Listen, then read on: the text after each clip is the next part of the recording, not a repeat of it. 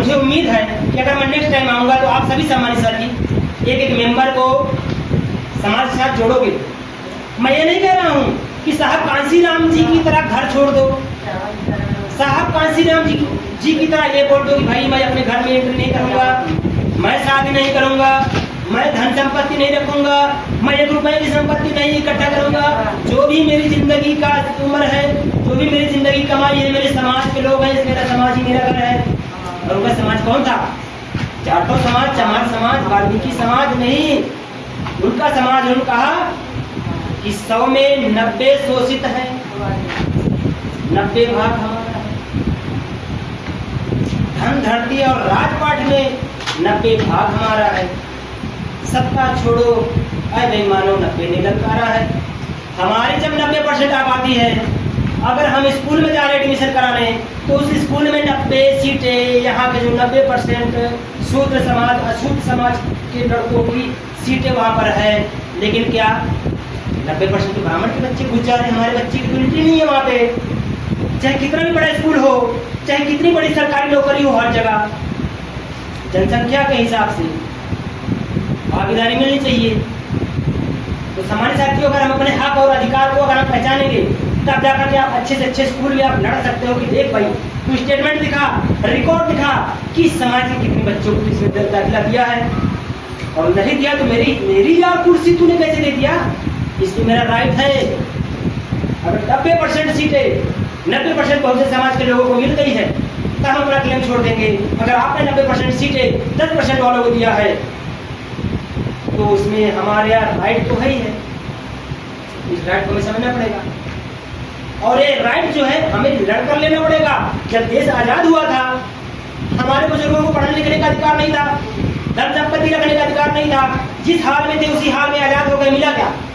Vote देने का अधिकार बाबा साहब ने दिलाया। वोट देने का अधिकार जो है बाबा साहब ने हमें दिलाया। जब साइमन कमीशन यहाँ पर सर्वे करने आया था, बाबा साहब के गोलमेज सम्मेलन में जाकर के बाबा साहब ने जब अपनी दलील रखी, गांधी और बाबा साहब में जब डिबेट हुआ, गांधी डिबेट में हार गए। साइमन कमीशन यहाँ पर आकर के जब सर्वे कर रहा है तो गांधी कहते हैं कि भाई जो वोट देने का अधिकार उनको दीजिए, जो 12 फाइनल किया हो, जो 12वीं पास हो, जो इंटर किया हो, उसको वोट देने का अधिकार दो। वोट देने का अधिकार तो जो टैक्स दे रहा हो भाई, आज उस कालखंड का छोड़ो, 1980 में 1980 में बहुत सारे यूरोप और कई सारी कंट्री के जो है लोगों को 1980 में जाकर के वोट देने का अधिकार मिला गरीबों को। वहां पर भी पूरी दुनिया में वोट देने का अधिकार किसी को था तो उसको था जो टैक्स दे रहा हो सरकार को, जो पढ़ा लिखा हो। तो देखो गांधी क्या कार्ड खेल रहा है कि ये 90% तो पढ़े लिखे हैं नहीं, धन जब संपत्ति रखने का भी अधिकार नहीं है इनको, इससे वोट का अधिकार छीनो और 10% लोग हम राज करेंगे, राजपाट भोगेंगे। तो बाबा साहब क्या कहते हैं, जब काउंटर साइमन कमीशन आया बाबा साहब के पास, बाबा साहब कहते हैं कि भाई हमारे पास एविडेंस तो यही है कि हम पैदा हुए और जब 18+ हो जाएंगे तो उसका सबूत है हमारे पास, भाई 18+ हो गए हैं और आप एविडेंस लो, हमें वोट का राइट दो। तो वोट का राइट फ्री में नहीं मिला है, किसी ने उसके लिए लड़ाई नहीं लड़ी है। हमारे मैं सैल्यूट करता हूँ क्रांतिकारी वीरों को जिन्होंने देश को आजाद कराने के लिए लड़ाई लड़ी। इवन भगत सिंह को सब जो लोग पढ़ लेंगे ना नफरत करने लग जाएंगे भगत सिंह से। ये ब्राह्मणवादी जो भी पाखंडी लोग हैं, भगत सिंह नास्तिक थे और उन्होंने जेल में बैठकर किताब लिखा कि मैं नास्तिक क्यों हूँ, और उन्होंने जो जो सवाल किए उसको पढ़ने के बाद तो चूड़े लग जाएगी। तो भगत सिंह को सिर्फ फोटोओं में सीमित समेटना चाहते हैं और बाबा साहब को भी सिर्फ हम फोटो और मालाओं में समेट करना रह जाए कि विचारधारा को हमें आगे बढ़ाना है। और विचारधारा क्या है? बौद्धमय भारत। बाबा साहब हम लोग अक्सर स्लोगन देते हैं कि बाबा साहब की अंतिम इच्छा बौद्ध धर्म के लिए इच्छा, बौद्ध धर्म में भी ऐसा क्या है? तो बुद्धा ने कहा कि भाई मेरी बात को भी मत मानना। भाई क्यों नहीं मानना? अरे हम तो मर ही जाएंगे, आगे आने वाला कोई भी 38-54 लिख देगा तो मान लोगे क्या? कोई भी बात को तब माना जब आपको अपनी बुद्धि के रेत पर अगर आपको लगे हाँ सही है तब मानना। किसी बात को इसलिए नहीं मान लेना, इस बात को पीढ़ी दर पीढ़ी बहुत सारे लोग मानते आ रहे हैं। किसी बात को इसलिए नहीं मान लेना ये किसी पुराण या ग्रंथ में लिखा है, हो सकता है ग्रंथ कल का लिखा हो, उस पर ऊपर मेन हेडिंग में पुराण लिख दिए, तो पुराण लिखने मतलब पुराना लिखने से पुराना थोड़ी हो जाएगा भाई। जब तुम आज से 800 साल पुरानी भाषा नहीं पढ़ पा रहे हो धम्मलिपि, और जो कल की पैदा हुई 100-200 साल पुरानी भाषा है जो अरबी, फारसी और यहाँ की लोकल धम्मलिपि का मिक्स हिंदी देवनागरी लिपि जो 200 साल पहले जमीन पर आई, उस लैंग्वेज, उस भाषा में, उस लिपि में लिख करके आप हमें मूर्ख बना रहे हो कि 10,000 साल पुराना है ये।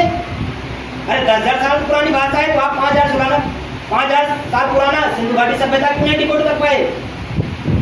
है कोई माँ का डर नहीं बताने वाले। तो सम्मानित साथियों, हमें जो है जो भी थोपा गया त्योहार, ये देश गुलाम बनाने के बाद थोपा गया। हम आज से 800 साल पहले गुलाम थे, अब 800 साल के बीच में क्या क्या हमें कोई रिपोर्ट तो है नहीं, पढ़ते ही आप। समझ सकते इस चीज को समझने की जरूरत है, बच्चों को समझाने की जरूरत है। अपने पैसे को आप मंदिर जाइए तो लोग कहते हैं, मतलब मैं ये नहीं कहता हूँ कि मंदिर में, मेरा मानना है एक मंदिर जाओ, क्योंकि नशेड़ी जो होता है ना, अब नशेड़ी यार एक बार थोड़ी नशा छोड़ देगा, धीरे धीरे छूटेगा। मंदिर जाइए, चढ़ाओ न चढ़ाओ। ब्राह्मण स्कैम कर रहा है, ब्राह्मण आपको चढ़ावा चढ़ाने के लिए इतना कह रहा है, और आप देखो समझो। एक बार मैं भी मंदिर में गया, क्यों गया मैं अपनी बात बता रहा हूँ। मैं अपने बच्चों को ले गया, मैं कहा बेटा कसम बाबा साहब की, मैं शादी के बाद मंदिर में एंटर किया। मैं कहा यार कि इतना दिन हो गया मंदिर में कभी गया नहीं, चल बच्चे तुझे लेके चलता हूँ। तू ये ना सोचे कि जैसे मैं सोचता हूँ मेरे माँ बाप ने कभी मंदिर के अंदर नहीं एंटर किया, ना मुझे करने दिया। भगवान कैसा है, गोरा है काला, मैं देखूँ तो मैंने अपने बच्चों को ले जाकर दिखाया। और जैसे बाहर निकल रहा हूँ, ब्राह्मण आया, पंडा अरे भाई, मैं कहा भाई तुम मुझसे बड़ा भिखारी नहीं होगा, मांगना। पूरी दुनिया इनसे भीख मांग रही है और तुम मुझसे भीख मांग रहा है भिखारी के। तो उस बंदे को समझ आ गया कि ये बंदा मेरा मजा ले लिया और समझ भी गया। तो भाई भगवान से बड़ा कौन देने वाला है, आप उससे मांगो। इसका मतलब कि आप हमें मूर्ख बना रहे हो, भगवान के नाम पर आप हमें मूर्ख बना रहे हो। और भगवान की जो मंदिरें थी वो हमारे बुद्धिज्म की मंदिर थी। मैं ये सब फेक क्लेम नहीं कर रहा हूँ, आप डिकोड कर लेना। फायान होनसान सिंह, इन्होंने हर कालखंड में आज से 1800 साल पहले पढ़ाई करने आए। जो वहां के राजा थे, चाइना के जो राजा थे, उन्होंने भेजा होनसान फायान सिंह को कि जाकर के रिसर्च करो इंडिया में क्या क्या पढ़ाया जा रहा है। और उन्होंने आकर के लिखा और उन्होंने कहा कि यहाँ पर नदी किनारे मंदिर हैं, वो बौद्ध मंदिर है, और उन मंदिरों में देवता रहते हैं। देवता कौन? बुद्धिस्ट घंटे। और क्या करते हैं, 24 घंटे में 3 बार भिक्षा मांगेंगे, और 3 बार में अगर एक जगह मिल गया तो दो जगह नहीं मांगेंगे। 24 घंटे में एक ही बार खाएंगे, एक ही घर से लेंगे, चाहे 1 रोटी मिले आधा रोटी। और उसके बदले में क्या देते थे? फ्री में एजुकेशन देते थे, फ्री में शिक्षा देते थे, और इसलिए अपना देश विश्व फैलाया। तो हमारे साथियों, बातें तो बहुत कहने को है, बातें नहीं खत्म होगी। मैं अपनी बातों को यहीं पर खत्म करते हुए आप सभी सामान्य साथियों को बहुत बहुत धन्यवाद करता हूं। आप सभी ने अपना कीमती समय निकाला। संगठित रहो, कोई भी हो। जो अधिकार बदमाशों को मिला है वही अधिकार आपको मिला है। कोई बदमाशी करे उस बदमाश को उसी भाषा में जवाब दो, इसका राइट हमें संविधान ने दिया है। तो ठीक है, इस मीटिंग को यही समाप्त करते हुए सभी सामान्य साथी घर आकर आ जाए, खड़े हो जाए, बहनें इधर खड़ी हो जाए, भाई इधर खड़े हो जाए।